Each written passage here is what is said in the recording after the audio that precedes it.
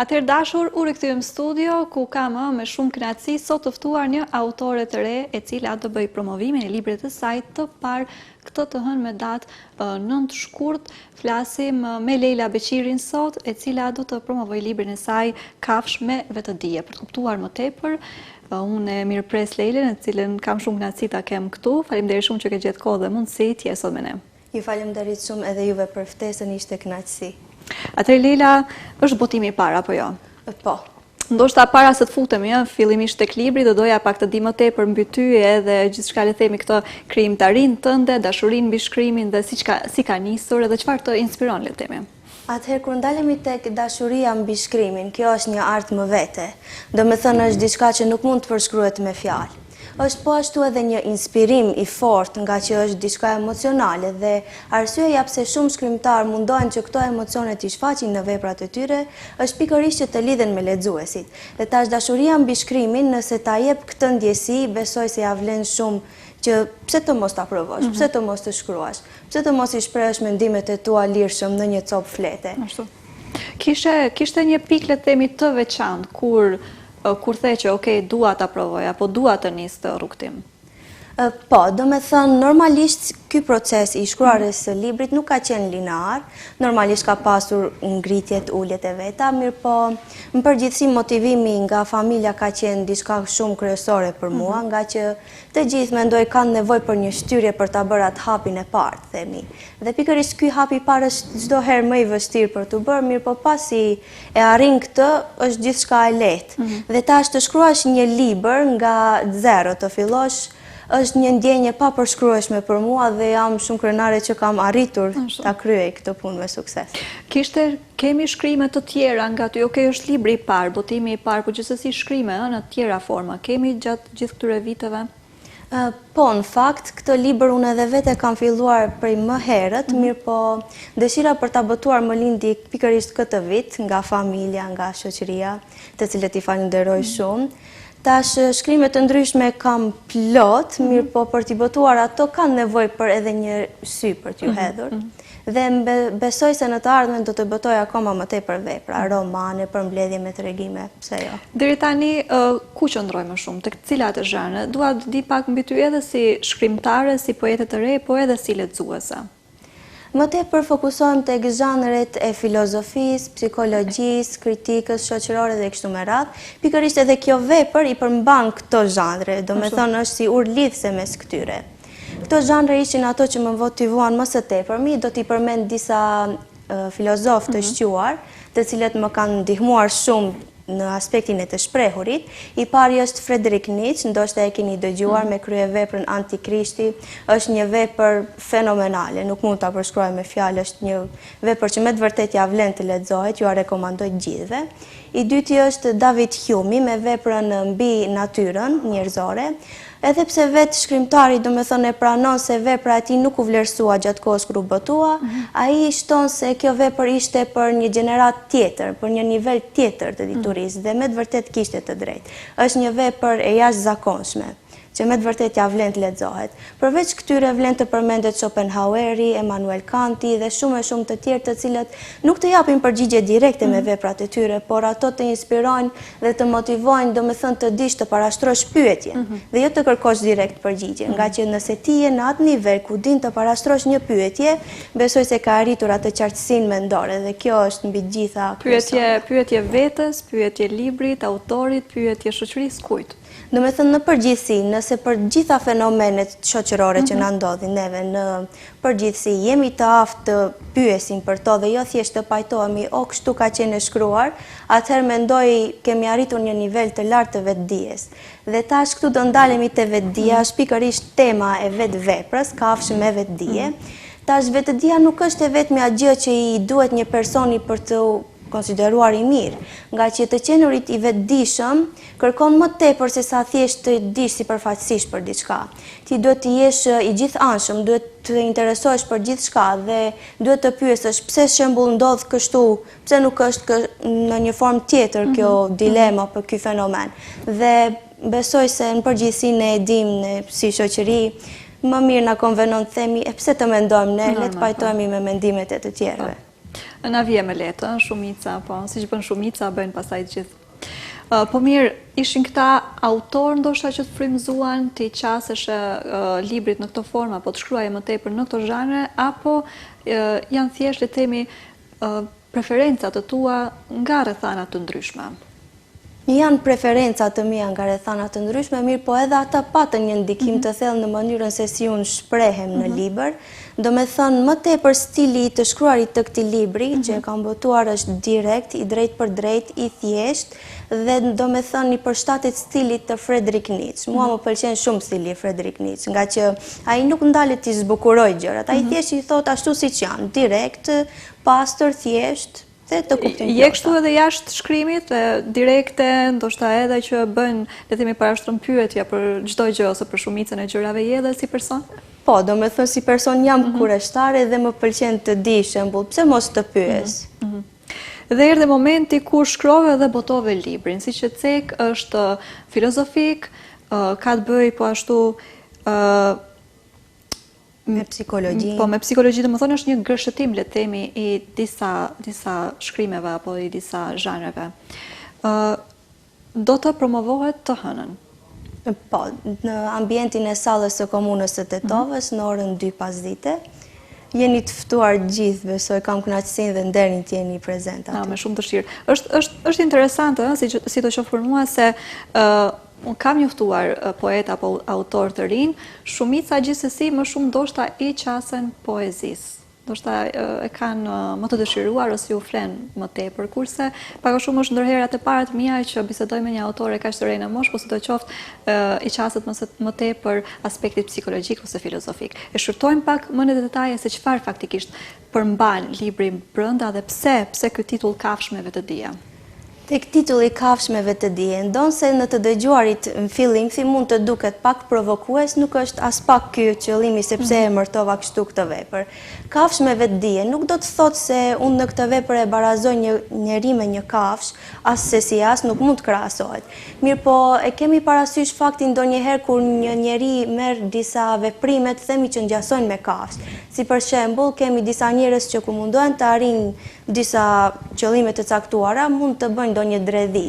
Dhe themi është njeri dinak. Dinakria në asocion me dhepër, do me thënë më tepër në këtë aspekt. Po ashtu edhe një dilemë tjetër shumë e rëndësishme që dua ta cek në lidhje me këtë vepër, është fakti se njeriu si qenje me vetdije, pse çdo herë zgjedh të mos jetë i vetdijshëm apo ta injoroj atë dijen. Pse shembull çdo herë duam të ndjehemi superior duke e ditur, do me thënë se ne nuk kemi të aftë të pranojmë dobësitë tona në rang të parë. Dhe një person që nuk di t'i pranoj dobësitë e veta nuk mund të jetë superior.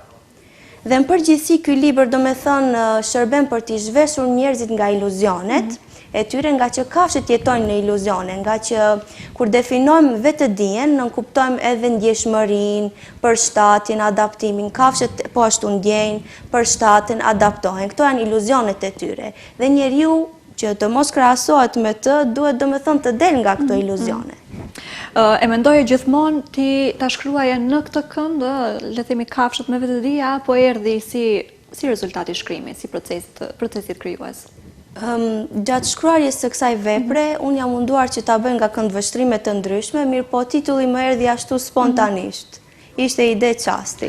Këto që thua, iluzionet, edhe po ashtu këto pyetje, apo këto diskutime, këto ide, këto mendime, na i shqyrton brenda apo i lë të hapura për gjithë secilin? Unë këto të gjitha i cek në libër, ndoshta do t'i hasni gjatë kapitujve me radhë, nga që i kam shënuar në kapituj, mirë po kam lënë hapësirë ku do me thënë lexuesi vetë të inkuadrohet, nga që normalisht një temë e përgjithshme për personat ndryshme është ndryshme, nga që gjithë i shohim nga perspektivat ndryshme, kemi botkuptime të ndryshme dhe pse jo shembull të mos lëm atë tipin e misteriozitetit në vepër.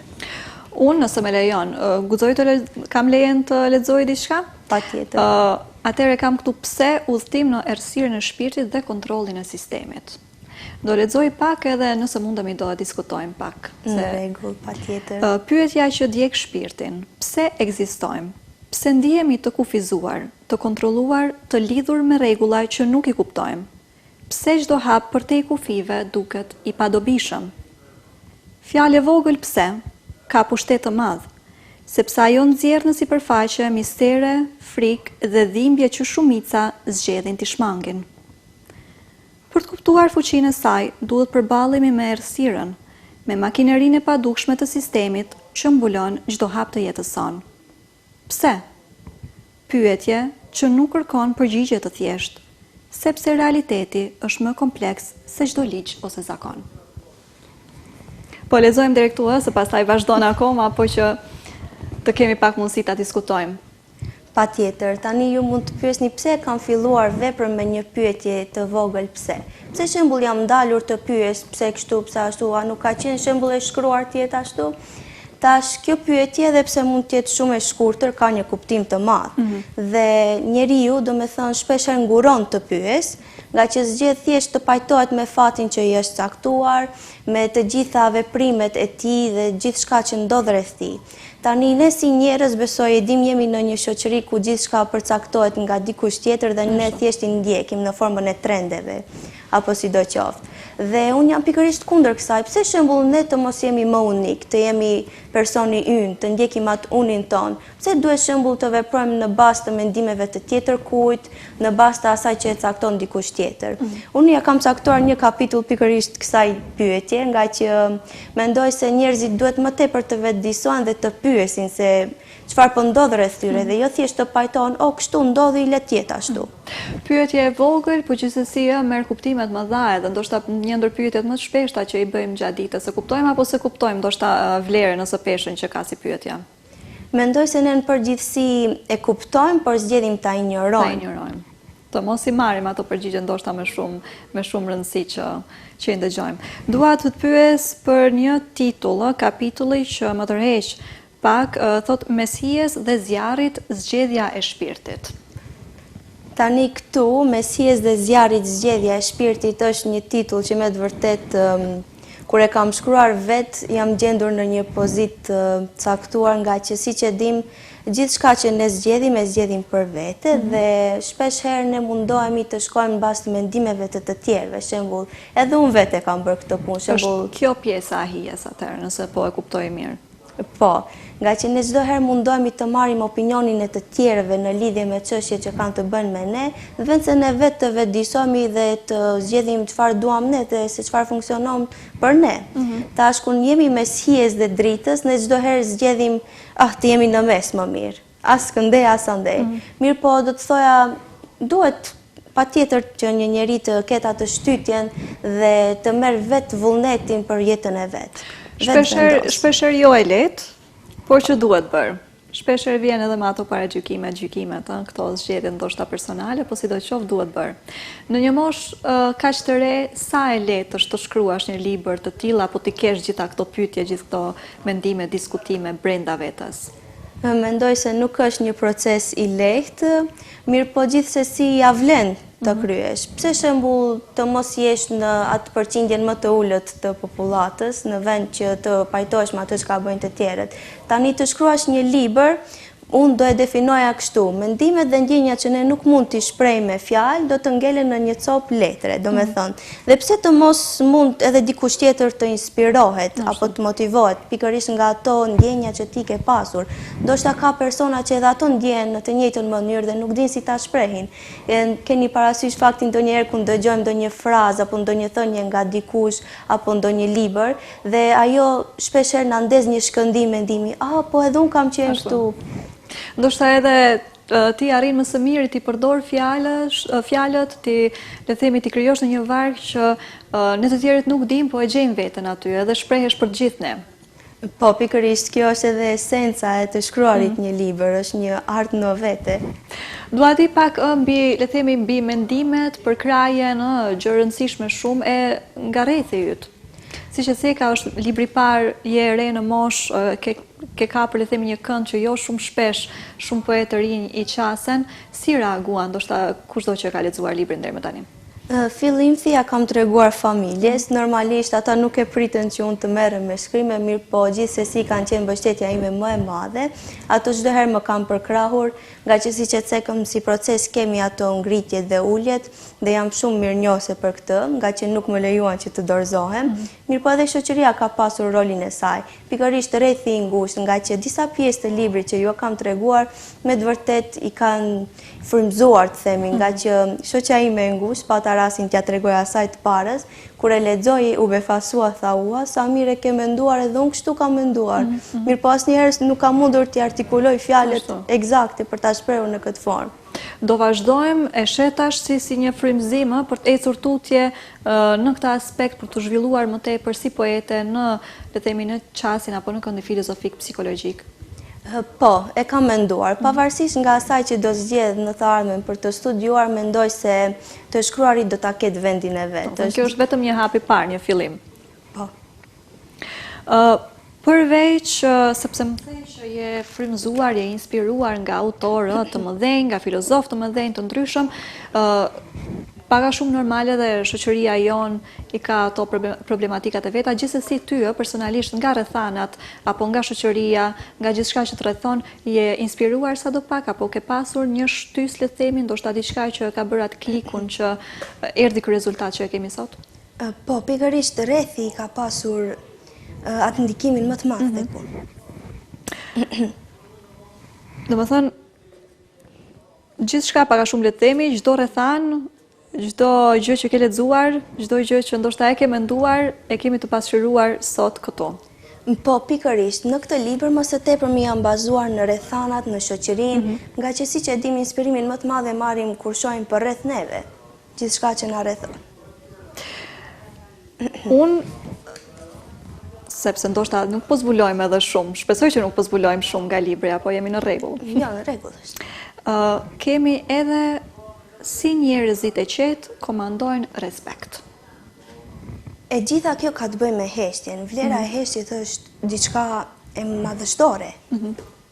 Njerëzit e qetë normalisht janë ata të cilët udhëheqin gjithçka, nga që heshtja në vetvete është diçka simbolike dhe nuk mund ta përshkruajmë me fjalë.